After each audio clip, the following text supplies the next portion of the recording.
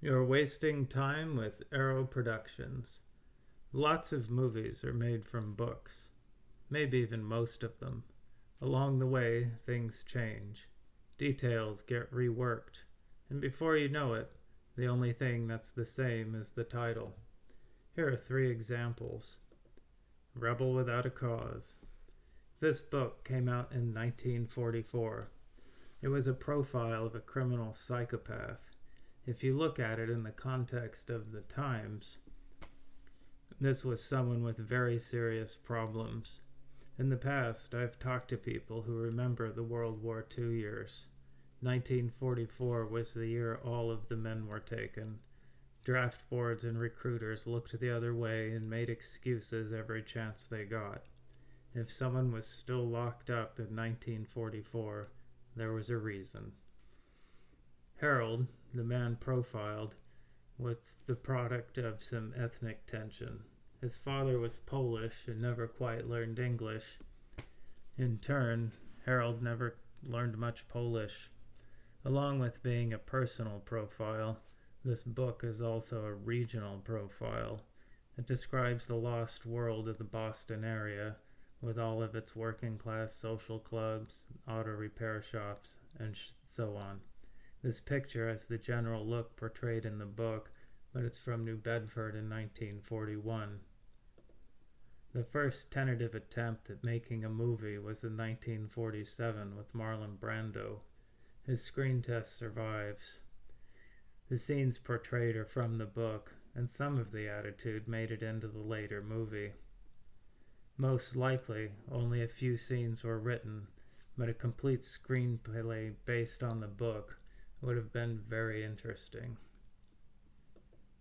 The 1955 movie only had the title from the original. These were good kids, as the vernacular at the time put it. They were just prone to misunderstandings once in a while. Even the villains of the piece weren't that bad. All of them could have easily been drafted back in 1944. The 1996 book, Under the Tuscan Sun, is about the author and her boyfriend buying property in Tuscany and fixing it up. They have a hard time with the contractors, which includes some Polish workers. Most of the book is about the remodeling process and the meals they ate along the way. It is very much a nonfiction book with lots of detail. The 2003 movie is a romantic comedy with a Shakespearean subplot involving one of the Polish workers. The sidekick, played by Sandra Oh, along with her character's friends, were not in the book. Of course, the movie still takes place in Tuscany and has lots of great scenery.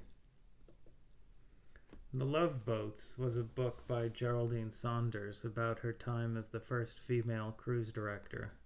She first got a job on a ship by saying that she spoke Spanish and Italian. She didn't, but she managed to pick them up along the way. She mentions some struggling when growing up. She and her brother helped her mother fix up properties to sell in Los Angeles during a largely flat real estate market. Most of the book was about the cold calculations that went into her job. She had to keep people happy, even when they clearly weren't. Rain on an excursion was a time for free drinks. She often had to navigate the passengers' myriad problems, particularly hookups that imploded before the boats were ashore. She worked very long hours setting up events, administering them, and negotiating the personalities along the way. The TV movies that kicked off the series were not like the book at all. The Love Boat showed a cruise ship from the view of the passengers. Their crew starred, but they never broke a sweat. Everything was easy for them. Julie, the cruise director, was always there, but never a main character. She showed up once in a while and didn't have the personality of Geraldine Saunders or anyone else. What movies have you seen that were different from their books? Let us know in the comments.